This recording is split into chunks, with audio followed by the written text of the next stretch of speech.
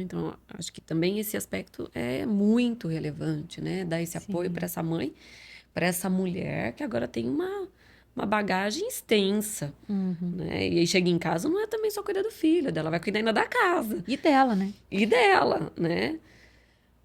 Então, realmente, muitas mulheres às vezes, né? Eu penso assim, olha só, essa mulher, ela tem que dar conta de tudo isso, quando muitas vezes ela tá fazendo um cuidado solo.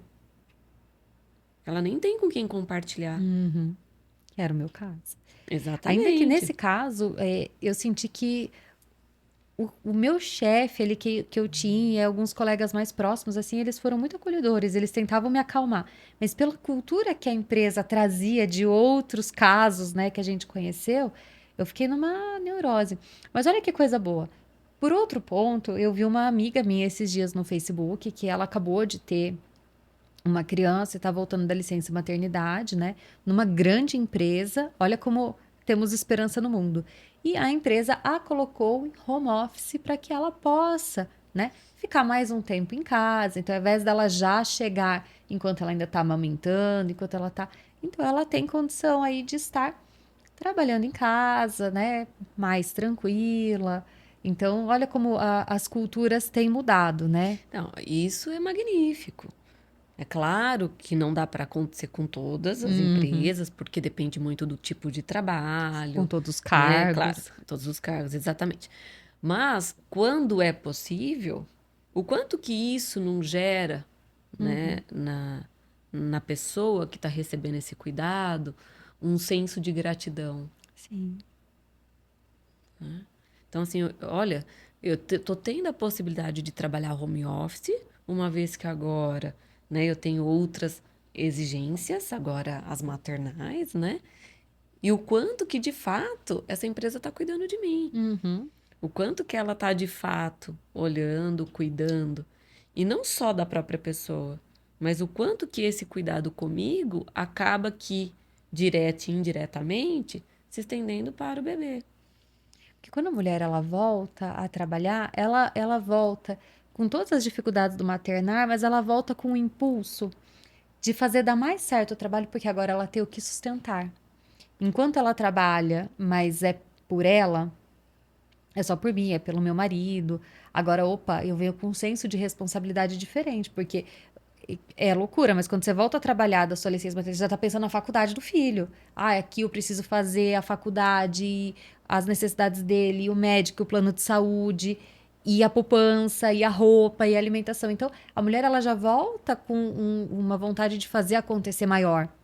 Porque agora ela tem Verdade. uma responsabilidade muito maior, né? Então, se a empresa ela consegue ser acolhedora, e isso que você falou desse senso de gratidão, realmente, esse meu chefe eu perdi recentemente, estava te contando aqui em off, né? A gente soube aí que ele teve um burnout e foi assustador, porque ninguém conseguia ler nele isso, né?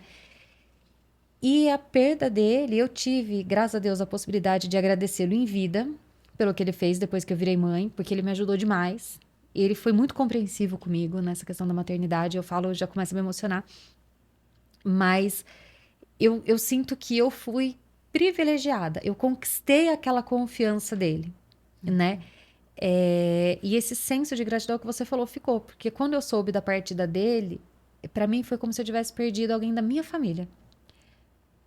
E eu falava pro Rodrigo, eu falava toda hora pro meu marido, eu falava, Rô, ele fez tanto por mim, né? E esse sentimento de gratidão, ele realmente ficou tão enorme que se ele falasse pra mim, né? Se ele não tivesse partido, se falasse daqui a pouco, a hora que eu tivesse melhor estabilizado, volta a trabalhar, talvez eu voltaria, né? Então ficou realmente, empresas, se vocês podem, para de ter medo de serem, né, acolhedores com os seus colaboradores. A gente sabe que, infelizmente, tem muita gente que não sabe lidar com o acolhimento da empresa. A gente sabe que tem empresas que são muito rígidas, porque também já tiveram muito problema com funcionário. Mas eu acho que dá, gente, para ter um equilíbrio aí, né, Bia? Entre Acho que, saúde na verdade, mental e. tudo é equilíbrio, né? Porque, como eu disse, se você não tem um equilíbrio, a empresa também vai perder. Não Sim. é só a pessoa. A empresa Uhum. também perde, porque quando ela tem que, por exemplo, esse funcionário não está rendendo, ela tem que demitir, ela também já está perdendo. Porque tem todo um custo Uhum. envolvido, né? Aí ela tem um tempo para retreinar, né? Colocar uma nova pessoa no lugar. Às vezes ela tem que fazer um outro gerenciamento, tem que transferir pessoas de lugar, ou ela começa a dar para outra pessoa novas atribuições. Então ela não vai contratar uma nova, mas ela começa a dar tudo que a outra fazia para uma outra pessoa. Aí você começa a gerar um outro problema, Uhum. né? Que aquela pessoa que foi contratada para fazer X função, agora, pela falta da mão de obra, ela tá fazendo X, Y, Z. E aí a pessoa começa a sentir o quê? O não reconhecimento. Porque dela começa, né, inicialmente executando até a chegada de um novo colaborador. Esse, às vezes, novo colaborador não chega, essa pessoa vai Uhum. ficando, daí uma coisa que deveria ser exceção vira uma regra. E aí ela começa, na verdade, a sentir que não está sendo reconhecida. Aí ela vai começando a ficar o quê? Irritada. Aí ela começa a se sentir insatisfeita. Aí ela já não tá querendo fazer muito mais as suas tarefas, não da forma como fazia. Uhum. Por quê? Porque ela também sente assim: olha, eu tô sendo usurpada. Eu entrei aqui para executar X função, agora eu tô fazendo função de todo mundo e continuo com o mesmo salário. Isso é uma fala muito corriqueira. Sim. E é uma postura muito comum de empresa, porque assim, supondo, né? Vamos imaginar ali uma baia com 4 funcionários do setor administrativo, cada um tem a sua função, um foi embora, não teve que sair. Ah, então eu passei pro funcionário X a função do Y, até contratar alguém. Então o X, ele está dando conta, né? E para a empresa tá tão cômodo ele tá dando conta que a empresa contrata um Y, só que daí a empresa passa outras coisas pro Y e deixa o X lá com aquele acúmulo de coisas, né? E aí, o que que acontece? Fica aquele acúmulo de coisas e ele começa a se sentir mal, ele começa a se sentir injustiçado, porque peraí, esse daqui que chegou agora, que tá na mamar, e que, e que, e a empresa não divide, né? A empresa mantém o X aqui com aquele monte de coisa e vai dando outras funções mais fáceis, mais leves, né? Para quem chegou agora. Sim. Porque está acomodado com aquele funcionário. Eu vejo muito, por exemplo, reclamação de funcionário assim: poxa, quando tem turno de sábado. Poxa, eu tô aqui há 10 anos na empresa e eu fico com o turno de sábado. E o funcionário novo que chega trabalha de segunda a sexta. E faz 10 anos que eu não sei o que é um sábado. Olha as culturas, né? De realmente olhar. Poxa, não é um número, é um indivíduo que tá ali. Faz escala de revezamento, olha. De X a X meses, a escala de sábado muda, né? Tais pessoas trabalham de sábado, de 15 em 15. Ah, não, é um trabalho que não dá para revezar de 15 em 15 dias, né? É um projeto de meses. Então, deixa uma galera aqui nesse projeto, daqui a pouco troca esse projeto, deixa outra galera no projeto de sábado, né? Eu acho que tudo isso tem a ver também com essa questão do quanto que a empresa trabalha com critérios bem estabelecidos, Sim. né? Uma organização de escala, né, de trabalho, né, critérios bem estabelecidos, uma empresa que tenha plano de cargos e salários. Uhum. Por quê? Porque quando a gente entra numa empresa, a gente pensa, o que que ela pode me oferecer? Né? Quais são os critérios que existem aqui que me possibilitam crescer ou não? Ela precisa ter esses critérios bem claros, bem definidos. Porque daí eu sei, eu falo, bom, se eu quero então crescer nessa empresa, eu sei que eu preciso, né, caminhar para isso. E Uhum. chegando aqui, e muitas vezes esses critérios não são bem estabelecidos. Aí é onde nós temos também uma série de outros, né, outras questões aí. Aí, que nem você acabou de falar, né? Não tem uma escala bem definida. Aí a pessoa aí a pessoa que gostaria de ter uma folga, né, no final de semana ela não consegue ter essa folga, né? Daí ela começa a ver as questões de falta de equidade, Uhum. que a equidade também é importante, né? O que é igual para todos, né? Por que ele tem direitos e eu não tenho os mesmos direitos? O que me difere, né, Uhum. desse indivíduo, né? E também tem as questões de relacionamento de trabalho. Eu acho que isso também é um ponto extremamente importante. O quanto que eu sinto dentro desse ambiente de trabalho, né? O como que eu percebo e sinto essas relações, Uhum. né? Fazendo parte de uma equipe de trabalho. que não seja uma equipe que seja, por exemplo, altamente competitiva entre si, Uhum. né? Às vezes a gente entra para trabalhar em algumas empresas que a gente vê muito essas questões de competitividade entre os próprios indivíduos no mesmo projeto, num trabalho em equipe. Sim. E aí isso é altamente desgastante, que parece que você precisa estar a todo momento trabalhando, né? E pensando no quanto que eu preciso me policiar para não levar uma rasteira, por exemplo. Isso é tão comum, né? Tá. E aí isso também gera um sofrimento, que nem a pessoa precisa estar a todo momento, né, atenta. Você imagina o estresse de trabalhar num ambiente em que você precisa se policiar a todo momento para não ter um problema, Uhum. né, dentro daquele projeto, dentro daquele Sim. trabalho. Então, as relações também são importantes. Até como você disse logo no começo, parte da nossa vida é vivida dentro de um contexto de Uhum. trabalho. E aí você ter que viver, né, praticamente 8 horas, às vezes numa jornada até maior do que essa, dentro de uma equipe em que você tem que se policiar, né, 24 horas, Uhum.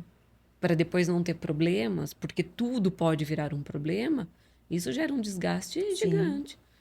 Então, as relações de trabalho também precisam ser cuidadas. Quando a gente fala ambiente insalubre, também tem isso, né? A rádio peão. Por isso a importância, eu acho, Bia, de seleção, processo de seleção, processo de seleção. Sim, A gente olhar para a equipe que a gente tem, os perfis, ser honesto com isso, né? Mas aí a gente entra num outro critério que dá resenha para 2 horas de conversa, né? Sobre o processo de seleção, sobre saber a equipe que você tem, sobre fazer um processo coerente, né? Hoje, muitos processos são feitos mais pelas competências técnicas do que as comportamentais. Isso gera um problema gigante dentro da empresa. Mas, enfim. E por falar em questões comportamentais e técnicas, né, teve uma pergunta que surgiu aqui pra gente agora. Essas pessoas também, você falou ali atrás uma coisa muito importante. Quando eu me permiti, né, ser envolvida demais pelo trabalho. E a gente sabe que tem pessoas, né, que são as boazinhas. As pessoas que querem dar conta de tudo, as pessoas que querem fazer tudo. E aí tem aquelas pessoas que elas buscam cada vez mais trabalho, né? Ah, deixa aqui que eu faço pra você, deixa aqui que eu faço, deixa que eu resolvo, deixa que eu resolvo. Só que assim, né? Depois que a gente pega pra gente, dificilmente aquele que deu toma de volta, né? E exatamente. aí as pessoas, elas se permitem sobrecarregar. Fala um pouquinho desse perfil pra gente, Bia. É isso mesmo, né? Tem pessoas que têm essa dificuldade em falar não, né? Isso não é meu, né? Ou entender ou deixar muito claro que aquilo é uma exceção, Uhum. né? Às vezes é uma pessoa muito mais permissiva nesse sentido. Então, tudo que vem, eu tenho dificuldades para falar não e eu vou tomando aquilo para mim. Né? Então, vem, tem que fazer planilha? Eu faço. Tem que fazer um novo projeto? Eu faço. Tem que fazer o levantamento de suprimentos? Eu faço. A hora que você vai ver, a pessoa está fazendo tantas coisas dentro da empresa que você nem sabe exatamente qual que é o papel dela. Uhum. De tantas coisas, né? Ela está em tantos lugares e aí ela tá lá super sobrecarregada. Aí você vê de novo depois a pessoa adoecida. Né? Mas é essa dificuldade em colocar o limite. Uhum. O que é meu e o que não é meu. Até onde eu posso, até onde eu não posso.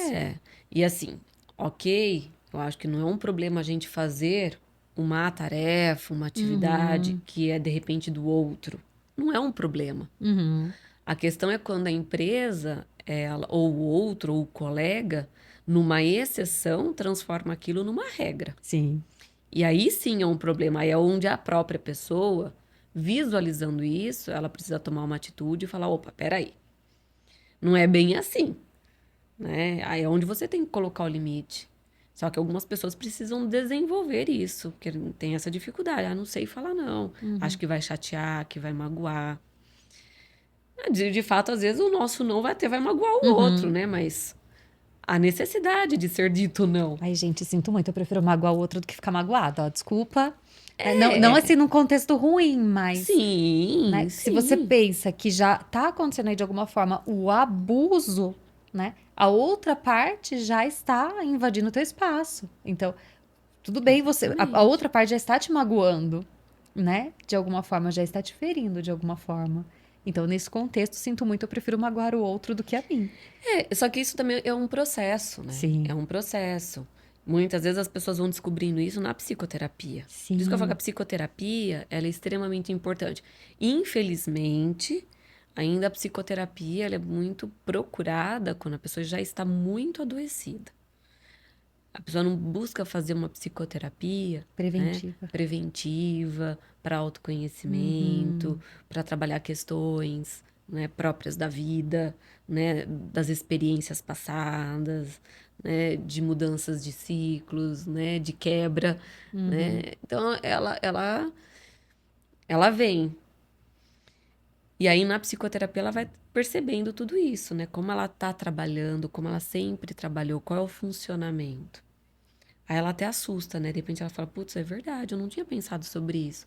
Então, o processo da psicoterapia ele é importante justamente porque mostra, ela vai olhando, ela vai fazendo o indivíduo, né, tomar consciência Uhum. desses aspectos, de que tudo aquilo que ela está vivendo foi ela mesma que permitiu. E agora, como aprender a falar, olha, isso não é meu, né? De que forma? Então, você vai fazer um trabalho com essa pessoa para que ela possa, então, começar a tomar mais consciência de tudo Uhum. isso e, daquele momento em diante, começar a criar estratégias que sejam muito mais funcionais para o dia a dia, para a vida, para o trabalho, né? E a hora que ela aprende a fazer a estabelecer esses limites, isso automaticamente vai indo para a vida também, pessoal. Então ela não fica só naquele ambiente, porque às vezes a gente faz isso para a própria vida, né? Uhum. Eu dou conta de tudo. A hora que você vai ver que você está super sobrecarregado, mas foi você que pegou tudo. Então é Uhum. importante aprender a colocar esses limites. E colocar limite não quer dizer que você não poderia, ou que você é incapaz, ou que você não pode. Não é isso, né? Mas entender que esses limites eles são importantes e necessários. Sim. Na verdade, eu acho que é muito contrário, porque você saber colocar limites, né? Porque as pessoas pensam, ah, é porque. Não. Você saber colocar limites mostra a tua força. Eu acho Uhum. que a gente precisa desmistificar uma coisa aí, Bia, que a sociedade traz sobre a psicoterapia. Psicoterapia é poder, gente, É não é poder. fraqueza, né? É tão pleno você saber quem você é, né? E você poder, numa situação em que você se sente desconfortável, você fala, não, peraí, isso daqui não é meu, isso não é pra mim, né? Não vou me permitir me afetar por tal coisa, porque isso não diz respeito à minha pessoa. Eu sei que não é extremamente libertador. Só que, o que eu acho que é o grande problema da psicoterapia, Bia? Eu vou até pôr pra cá agora, Ah, então que é vamos. ótimo. Porque quando a pessoa começa na psicoterapia, ela começa a se entender como indivíduo e ela começa a se impor, as pessoas começam a se afastar ou as pessoas começam a julgar. Geralmente são aquelas pessoas que abusam, né? Abusam no sentido assim, são aquelas pessoas que abusam mesmo. Vou falar abusam mesmo. São aquelas pessoas que tomam posse, aquelas pessoas que sugam, aquelas pessoas que gostam daquela outra pessoa fraquinha. Porque fraco estamos quando nós não nos conhecemos. Fraco estamos quando não nos pomos Não, limite. porque daí qualquer coisa serve, né? É, entendeu? Quando você não sabe o que você é, o que você, quais são as suas potencialidades, aquilo que você Uhum. busca, aquilo que você quer pra si, então qualquer coisa que Qualquer coisa tá bom, tá ok. né? Como diz o ditado, pra quem não tem nada, metade é muito, né? Então Exatamente. tá tudo certo. E aí, quando a gente começa esse trabalho de autoempoderamento, quando a gente começa esse trabalho de amor próprio, Sim, as pessoas começam a se afastar ou tentam diminuir. Então é muito comum, acho que você ouve sim. muito isso. Ah, mas fulano disse que eu tô muito chato depois que eu comecei a terapia. Ah, é porque minha mãe começou a me criticar, porque não sei o quê. E aí eu acho que é muito difícil para as pessoas que começam esse caminho e tem muita gente que acaba desistindo, né? E seria mais ou menos assim: são chamados de loucos aqueles que dançam por aqueles que não escutam a música. É. Na verdade, eu- primeiro eu acho que as pessoas precisam entender que a psicoterapia ela é um compromisso. Exato. Ela é um compromisso de você com você mesmo. Não com os outros, viu? Com você mesmo. É com você mesmo.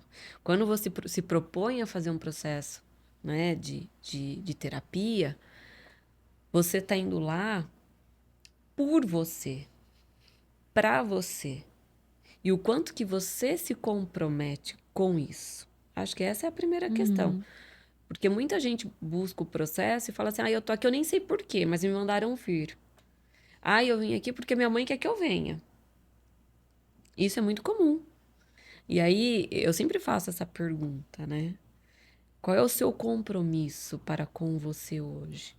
Porque você não vai fazer uma psicoterapia para o outro, para agradar o outro. Você vai por você. Então, o quanto que você percebe a necessidade de estar ali naquele momento. Porque às vezes a pessoa precisa entender isso, né? Essa necessidade de me autoconhecer, de me autorregular, do quanto que eu consigo gerenciar as minhas emoções, né? O gerenciamento das emoções é altamente importante. Então, quanto que eu consigo lidar com tudo isso? Quanto que eu me comprometo a todos os dias, aí dependendo, claro, da abordagem, tudo, por exemplo, na TCC, né? A fazer as tarefas, né? Dentro das técnicas lá. Quanto que eu consigo, né? Parar, olhar, observar, identificar quais são os gatilhos, quando eles acontecem, por que acontecem. Porque é justamente este olhar que me possibilita também mudar comportamento. Eu falo que não adianta a gente executar o mesmo comportamento todos os dias e achar que vai vir resultado diferente. Sim. Não vai. Para você ter resultados diferentes, você precisa mudar o seu comportamento. E mudar comportamento envolve também a forma de pensar e quais são as emoções que estão presentes junto àquele pensamento. Né? Então, quando você consegue olhar para isso, gerenciar e organizar, e aquilo faz sentido, aí sim há uma mudança de comportamento verdadeira. É isso que a psicoterapia faz, né? E eu acho tão legal. Desculpa, amiga. Imagina, não, E eu acho imagina. tão legal porque, assim, que nem hoje, Toma, você amiga. vê que as escolas começam a trabalhar as emoções. Eu vejo a Isis, ela chega. Agora eles estão na fase de trabalhar as emoções na escola. Então, o que que é raiva? Por que que você sentiu raiva? O que que faz você sentir raiva? E aí eu reforço isso em casa com ela, né? Então, por exemplo, agora ela tá na fase do Terrible Two. Então, né, tudo chora e não sei o quê. Tem horas que a gente não é perfeito, claro, mas tem horas que eu viro pra ela e falo, Isis, se acalma. Se você não controlar as suas emoções, a gente não vai conseguir chegar em lugar nenhum. Primeiro passo, se acalma. Mamãe tá aqui, eu tô te acolhendo, tô do teu lado. Mas vamos respirar primeiro, vamos se acalmar e aí a gente resolve, né? Uma das coisas que ela mais chora em casa é porque ela perde a chupeta.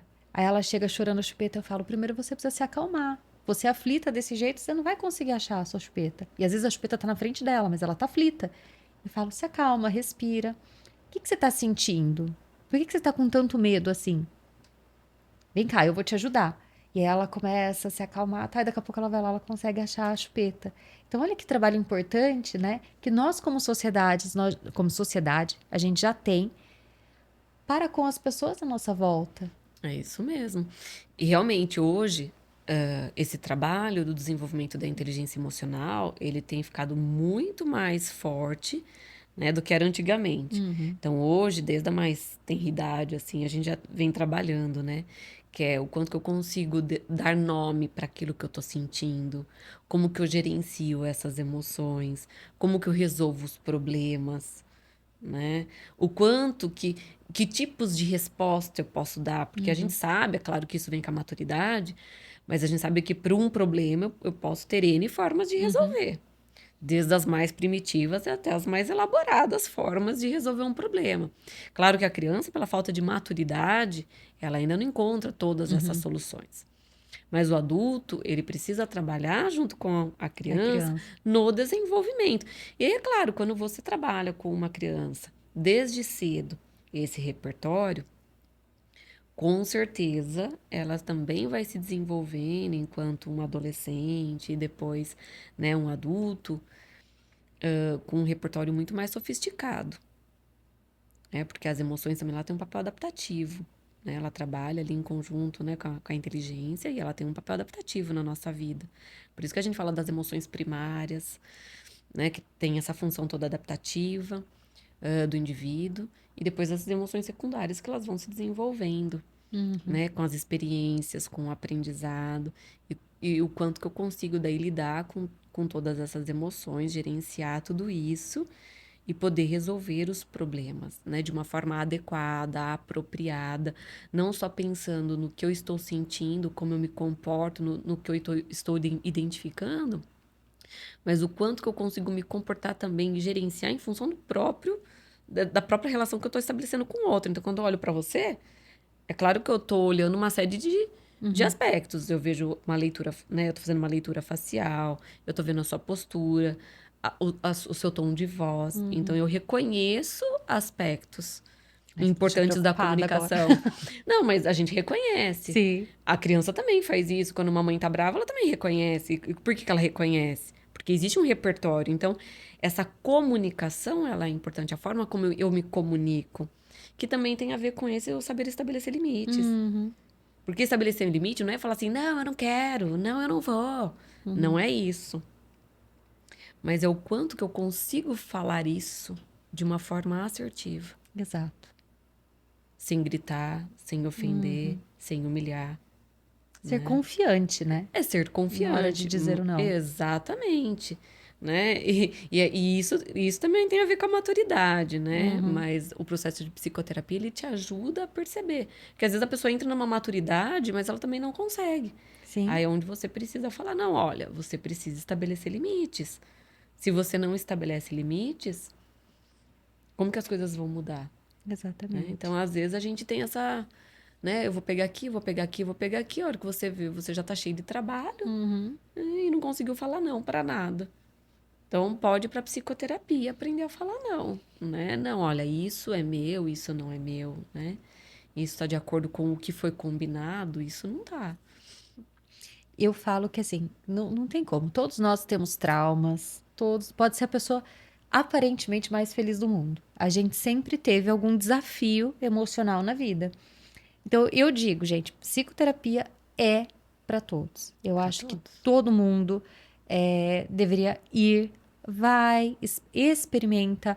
Dentro da psicologia, existem várias linhas de terapia. Eu adoro a terapia comportamental cognitiva, psicoterapia breve. Agora eu tô descobrindo um pessoal novo, Reich, Viktor Frankl, eu Aham, adorei. Eu sim. sou da psicanálise, né? Então eu vou, lógico, mais pro lado Ah, eu vou ter que psicanalítico. fazer daí um adendo, né? Que realmente ele fala, né, que entre a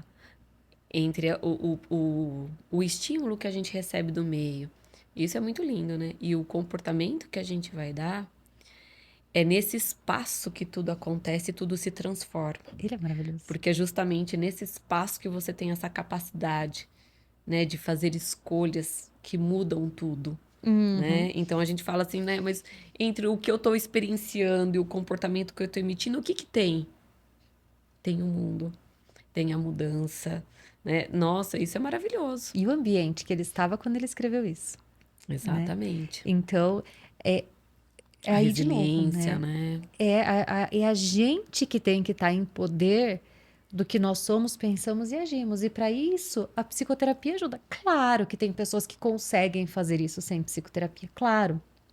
Mas a psicoterapia ajuda muito, né? E tem pessoas que conseguem também, mesmo num processo de psicoterapia, esse processo muito mais rápido, Sim, né? Algumas pessoas levam um pouco mais de tempo para este processo. Aí depende muito do indivíduo, das crenças. Aí, porque eu sou da cognitiva, né? Então, da comportamental cognitiva. Então, eu já vou mais para as crenças. Mas acho que depende muito dessa construção, né? Porque o indivíduo é uma construção, sim. né? Ele depende de uma série de fatores, de experiências e tudo mais. Então, acho que daí cada um tá num estágio, Uhum, né? E aí cada um tem que ser cuidado. Por isso que é importante a entrevista, a escuta, exato. para você entender tudo isso, Uhum, né? E aí, até puxando para o ambiente de trabalho, é a mesma coisa. Quando uma pessoa chega até mim adoecida desta forma, por que que a entrevista ela é importante?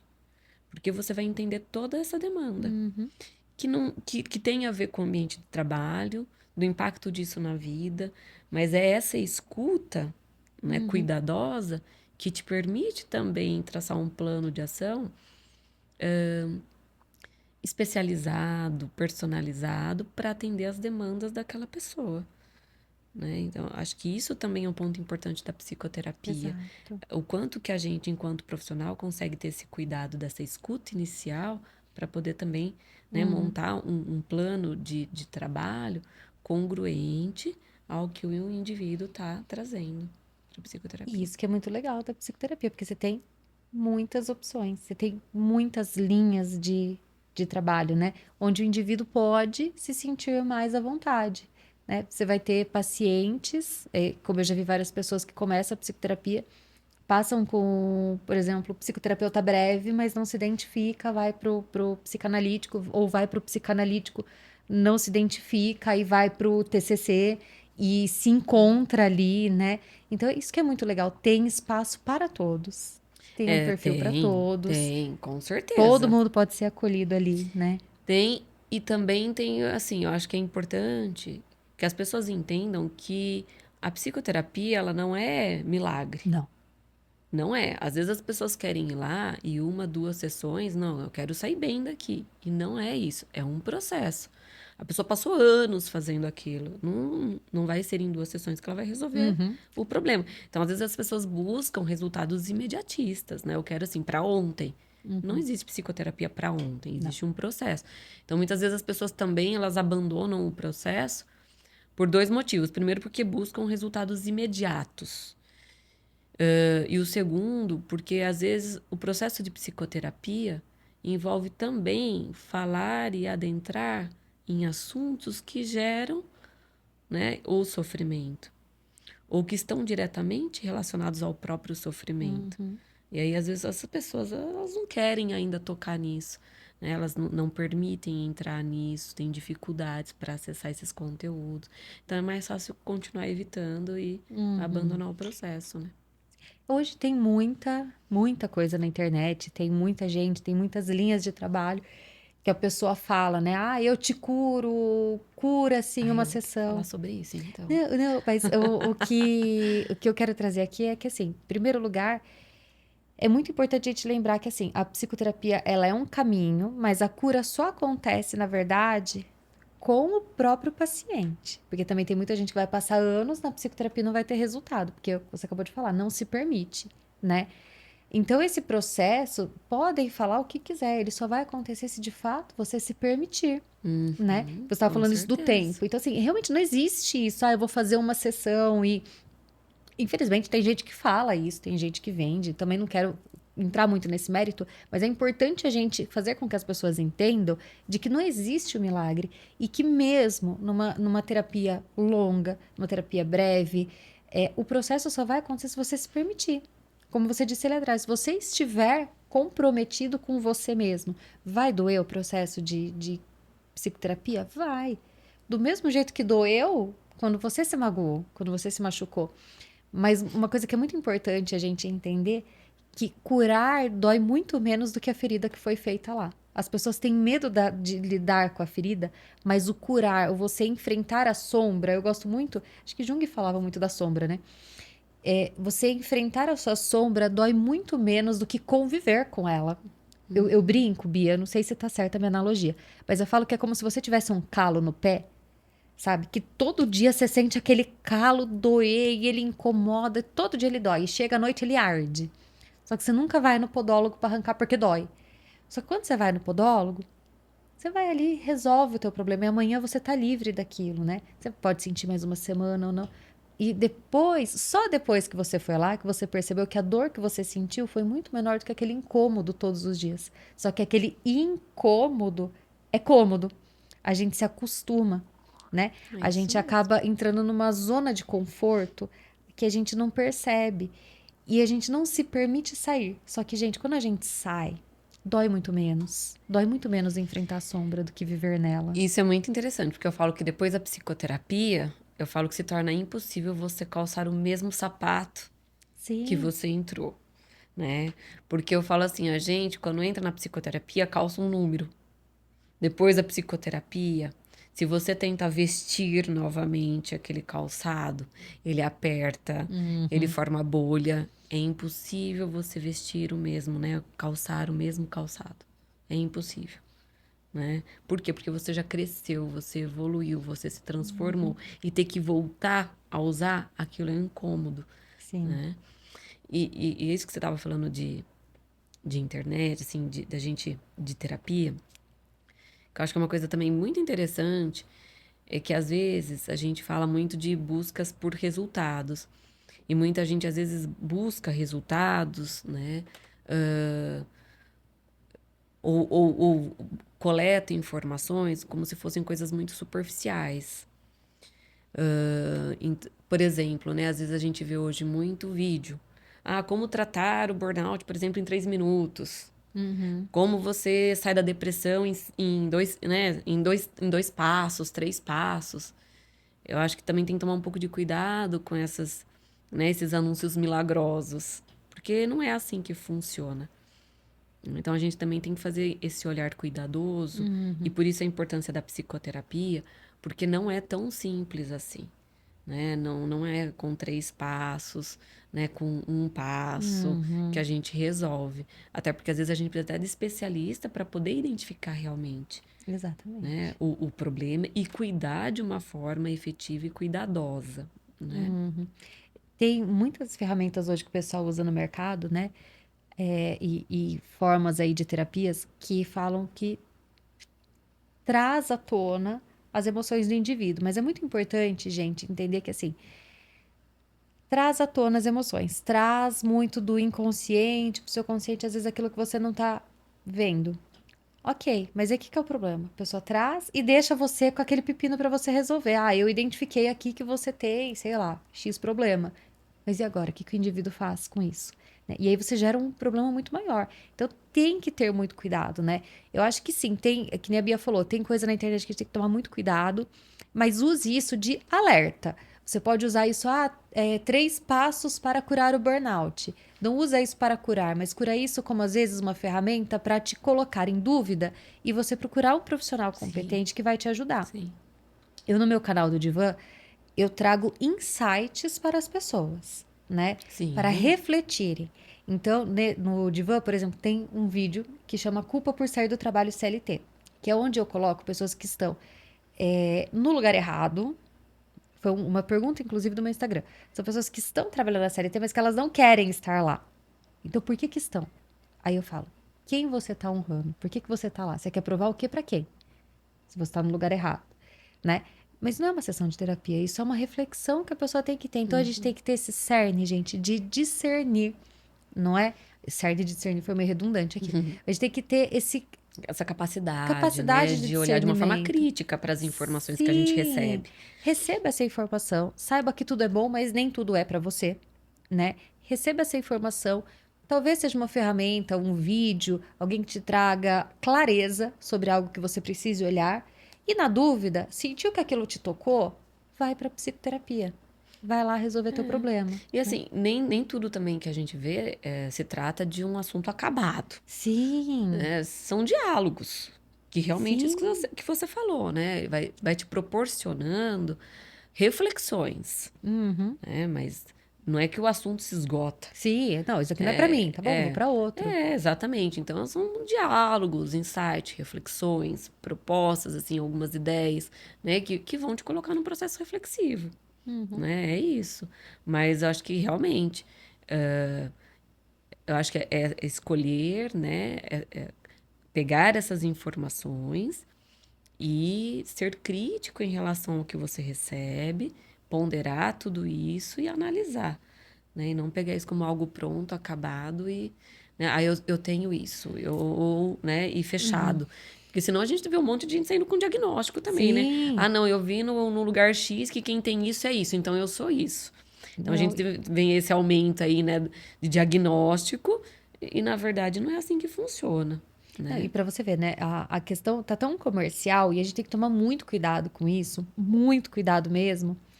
Que outro dia eu sou mãe, faço mil e uma funções no dia, então é óbvio que eu deixo um monte de função para trás, é óbvio que eu esqueço coisa. Outro dia eu coloquei a ração do gato no dispenser da máquina, pra você ter ideia. E aí outro dia eu no telefone e tal, e aí eu vi um teste online de TDAH. Eu falei, vou fazer. Eu sei que eu não sou TDAH. Eu falei, vou fazer. E deu. TDAH composto. E eu tava conversando com uma amiga minha que faz testes de TDAH, e eu sei que eu não sou TDAH porque eu fiz teste com ela, né? E eu sei que a minha hoje é a questão da maternidade, do acúmulo de função e tal, que eu às vezes me perco ali, né, na minha questão. Mas eu fiz o teste com essa minha amiga, muito antes desse. E eu peguei, olhei aquilo e eu mandei mensagem pra essa minha amiga, mandei o teste pra ela, falei assim: olha que negócio perigosíssimo. E aí, por R$ 16, você recebe o seu diagnóstico É perigosíssimo. online. E se eu não tivesse, como a gente disse aqui, o autoconhecimento, se eu já não tivesse nesse caminho da saúde mental, se eu não tivesse, graças a Deus, essas pessoas maravilhosas na minha vida de saúde mental, que a gente conversa, eu teria acreditado naquilo e talvez eu tivesse tomado um caminho com relação à minha saúde mental muito perigoso. Sim. Poderia ter ido num profissional também que já estaria me indicando uma Ritalina, um fármaco, que ia trazer descompensação em outras áreas da minha vida. Poderia assumir algo que eu não sou e começar a ter posturas diferentes mediante a sociedade. Olha o perigo disso. É um perigo. Por isso que eu falo que a gente tem que tomar muito cuidado com o que a gente vê, porque quando a gente fala de testes, principalmente testes, né, psicológicos, aí a gente vai para uma outra esfera, né? Teste psicológico, ele não vai estar disponível ali, né, em redes sociais. Não é assim que funciona. Os testes psicológicos, eles possuem evidências de validade e precisão, né? Eles precisam passar por uma série de estudos, né? E aí a gente tem até, para a gente saber quais são os instrumentos que estão ali disponíveis para investigação de sintomatologia depressiva, de ansiedade, né? TDAH. Esses instrumentos, existe uma lista dos instrumentos favoráveis lá no Satepsi, né? Que é um site específico. Então, nós temos ali uma listagem dos que estão, né, com esse parecer e que podem ser utilizados e que são de uso restrito do psicólogo. Esses instrumentos, quando a gente fala de evidências de validade e precisão, quer dizer que eles passaram por estudos, né, que de fato identificam e mostram que aquele teste, ele realmente ele serve o propósito para o qual ele foi criado, que é investigar tal construto, né? Atenção, memória, TDAH, depressão e etc. O que a gente tem no mercado são escalas aí, mas a gente não sabe como elas foram construídas. A gente não tem, muitas vezes, evidências, né? Porque algumas escalas são de uso geral, mas possuem evidências. Mas, assim, a gente não tem aí, por exemplo, né, na sua grande maioria, autores, a gente não vê estudos de evidências de validade e precisão. Não tem critérios. Então, como que você pode dizer, né, se uma pessoa tem ou não, a partir de qual critério que a pessoa definiu Sim, e nem que ela só pelo teria? teste. Mesmo que ela faça direto com Sim, o psicólogo, não é só o teste, é um é um acompanhamento. conjunto, né? Eu falo que o teste é uma ferramenta que faz parte de um processo avaliativo maior, que vai envolver uma série de outros recursos, né? Então, uma entrevista, a observação do comportamento, fontes complementares, se for uma criança, entrevista com os pais, uma entrevista de anamnese, quer dizer, né, recursos lúdicos. Então, nós temos uma série aí de ferramentas que vão compor um processo avaliativo maior, mas não um teste, né? Um teste eu tenho um resultado, mas até você falar que isso é tudo aquilo, é outra coisa, né? Sim. Então, gente, não existe teste internet para narcisista, não existe teste internet para TDAH, não existe. Muito menos teste de instituto renomado em internet. Para gente diagnosticar uma pessoa com algo, por favor, com especialistas, gente. Não corram atrás desses testes, tá? Quer fazer teste? Faz de sinastria amorosa, faz outras coisas. Comportamental vai atrás do profissional, né, Bia? É sempre a mesma coisa quando a gente precisa de um diagnóstico. Claro, muita gente até fala assim, você foi no Dr. Google. Não é um exemplo. Mas por quê? Porque você precisa de um profissional, né? Para qualquer área. Então, se o médico estudou tantos anos, justamente para poder compreender todas as demandas necessárias para tratar um paciente. O psicólogo, ele estuda 5 anos, né? 5 anos em que ele vai estudar psicopatologia, psicofarmacologia, neuroanatomia, neuropsicologia, avaliação psicológica, psicodiagnóstico. Ele vai avaliar tudo isso. Se ele precisa de 5 anos de estudo, como é que você avalia em 5 segundos um narcisista? Exatamente. Né? Então, assim, a gente precisa, por isso que eu falo que essas reflexões críticas, elas são importantes e a busca por um processo de psicoterapia adequado é necessário, né? E você sai dessa questão também de que tudo é uma patologia, né? É, não é bem assim, né? Às vezes é só um Exatamente. pouco de acolhimento, autoacolhimento, né? Autoconhecimento, Ser um pouco compassivo com você mesmo, ter um pouco de paciência autocompaixão. consigo mesmo. Entender, gente, que a gente é ser humano, que a gente falha, que a gente erra e tá tudo E o quanto certo. que a gente consegue se abraçar, né? Por isso a autocompaixão hoje tá Sim. muito em voga, que é essa questão, o quanto que eu consigo, no Uhum. meio de tudo isso, também falar, tá tudo bem, Tudo calma, bem, né? vem cá. Vem cá você mesmo, né? Deixa eu te abraçar um pouquinho. Mas, Isso. na verdade, a gente não faz isso, né? Então, acho que esse processo também dessa autocompaixão, ela é importante. Sim. Bom, gente, eu vou encerrando aqui com a Bia, né? Antes de encerrar, eu quero deixar o meu agradecimento enorme para Bia. Como eu disse lá no começo, ela foi minha professora orientadora de TCC. Eu falei para ela em off, mas eu quero deixar aqui registrado nas câmeras. A Bia, ela fez parte desses 10 anos de docência meu, que eu aprendi com ela sobre humor deprimido no trabalho, burnout, e ter essa questão, os meus alunos ouviam muito eu falar de empatia, e foi uma coisa que eu trouxe muito de vocês, das suas aulas, né? Então a Bia plantou uma sementinha aqui que me possibilitou plantar muitas sementinhas. A Bia esteve presente em quase todas as aulas dos meus 10 anos de docência, né? Sempre Obrigada. falando dela, sempre relembrando as aulas dela. Então é muito prazeroso, Bia, ter trazido você aqui hoje. Muito prazeroso ter você aqui. Quero ter você de novo aqui pra gente abordar outros temas, porque eu acho que a gente tem resenha para muita coisa para Sim. falar aqui. Muito obrigada. Fiquei muito honrada quando você aceitou meu convite rapidinho, viu, Bia? Muito obrigada mesmo pela sua Bom, participação. obrigada pelas palavras. Não me Eu faça que chorar. Não, não. Eu que agradeço, na verdade, né? Eu que agradeço o convite. Eu fiquei super feliz, né? Primeiro porque eu tava conseguindo também falar com uma pessoa que às vezes, né, a gente consegue Na se ver pela correria. internet. Falar pela internet, né? Mas daí, de repente, veio o convite, eu falei, não, claro que eu topo, né? E saber que era você, né? Porque, como eu falei, a gente, na docência, a gente vai construindo, né, vínculos, amizade, criando afeto, né? É um conjunto de coisas. E você é uma dessas pessoas, né, que passaram pela minha vida, mas ficou, né? E também agrega muita coisa até hoje, porque quando a gente consegue acompanhar e ver, eu falo que é muito gostoso acompanhar esse processo. Uhum. E aí eu consigo ver toda a sua transformação, né? Desde quando você ali, menina, na faculdade, cheia de sonhos, né? E agora, mulher, mãe, né? Empresária praticamente, né? Quer dizer, uma puta de uma construção gigante, isso é maravilhoso, né? Então eu fico feliz por vê-la assim, tão magnífica, E viu? você sabe que você me inspirou a dar aula, né? Quando eu vi a Bia dando aula, eu falei, eu quero estar desse lado aí, Tá vendo? Virou nesse lugar. educadora, além de tudo. Tá vendo? Bia, Então, obrigada. muito obrigada pela sua participação.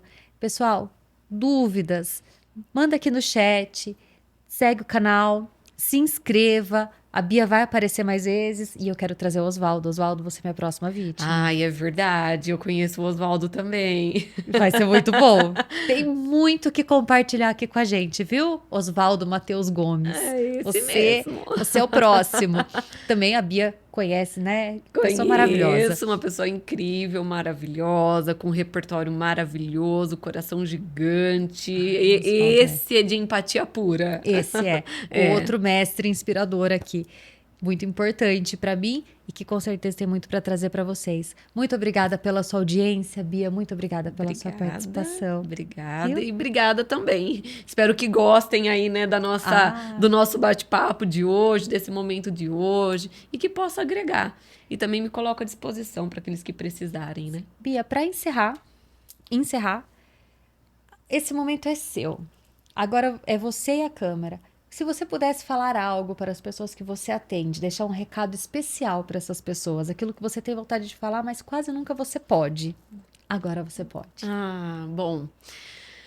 Acho que para aqueles que passam por mim, né?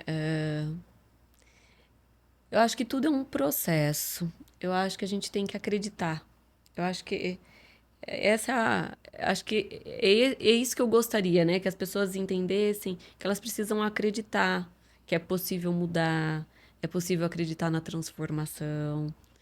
Há dias que são pesados, há dias que são ruins, mas também juntos é possível transformar tudo isso, né?